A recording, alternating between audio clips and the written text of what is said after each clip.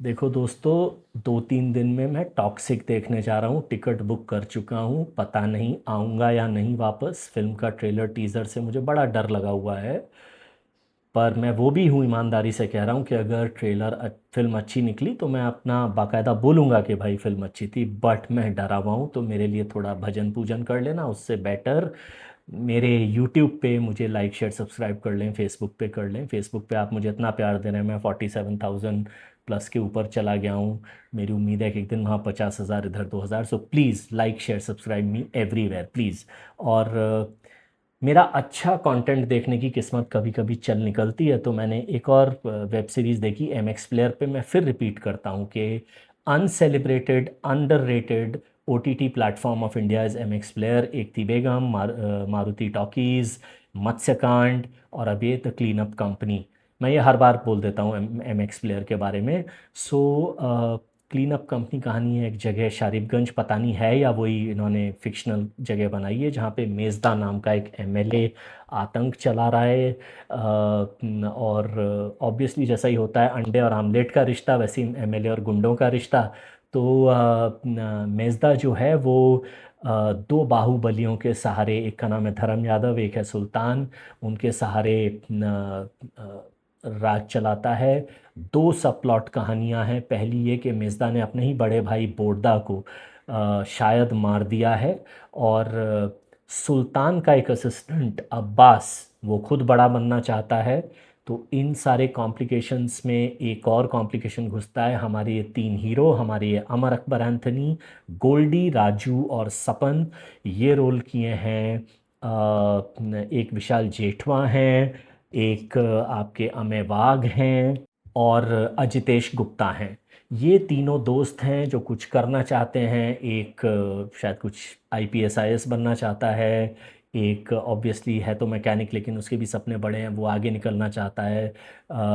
साथ ही जो गोल्डी है वो एक रॉक स्टार, सिंगिंग स्टार बनना चाहता है। तो ये अपने सपने पूरे करने के लिए कलकत्ता, शरीफगंज से बाहर कलकत्ता जाना चाहते हैं। और वहाँ जाने के लिए क्योंकि इन्हें पैसा वगैरह चाहिए, किसी को अपना ट्रेनिंग फ्रॉम द इंस्टीट्यूट के लिए पैसा चाहिए, तो ये सब कुछ किस्मत के झोल से clean up company, clean up boys बन जाते हैं। कि ये जो बाहुबली, धर्म यादव, सुल्तान, ये सब और मेजदा की नज़रों में आ जाते हैं कि जो भी ये लोग लाश वगैरह खून करते हैं, तो ये लोग क्लीन अप, सारे सबूत मिटाएंगे।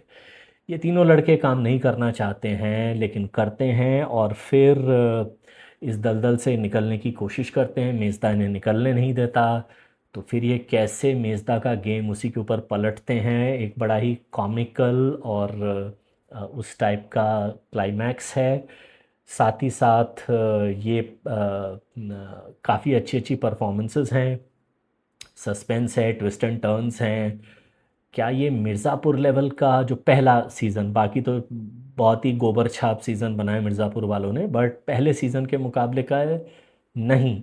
लेकिन अगर आप उम्मीद कंट्रोल करके इसको देखें तो आपको अच्छा लगेगा।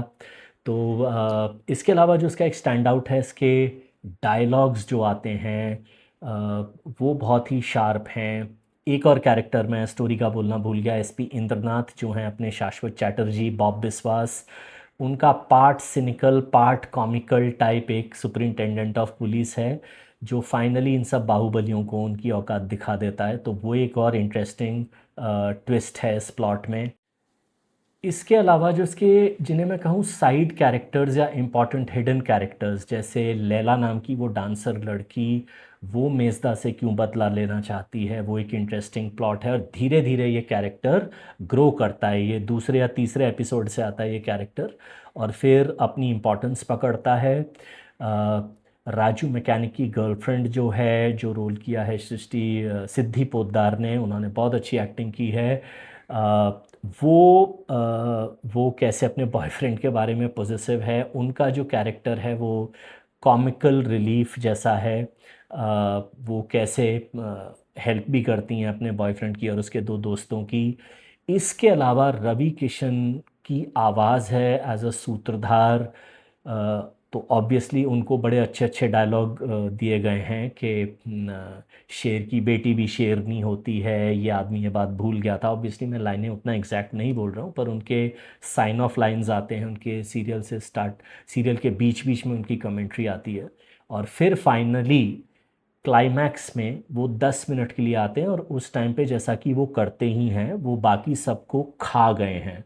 मैं रिपीट कर देता हूँ जो मैंने शायद कल अपने फटाफट थॉट्स में भी बोला था कि रवि किशन के बारे में ऑब्वियसली आजकल वो थोड़ा जोक्स का सेंटर बने हुए हैं, बट एज अ एक्टर उन्होंने जिस टाइप की फिल्में वगैरह की हैं, मुक्काबाज, लापता लेडीज़, एक्टर वो बहुत गज़ब के हैं। जो उन्होंने दिखाया जब वो आखिरी 10 मिनट में आए ना, बस वही आपको दिखते हैं, उन्हीं की तरफ आपका ध्यान जाता है। और वो उनके अंदर वो है कि वो पूरा कैमरा अपनी तरफ खींच लेते हैं।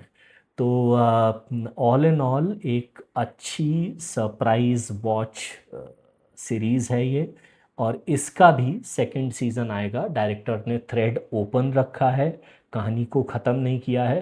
तो आई होप कि अब वो इस क्वालिटी को ऊपर ले जाएं, इससे नीचे ना ले जाएं। अगर ऊपर ले जाएंगे तो फिर ये सीरीज़ पॉपुलर और बनने लगेगी।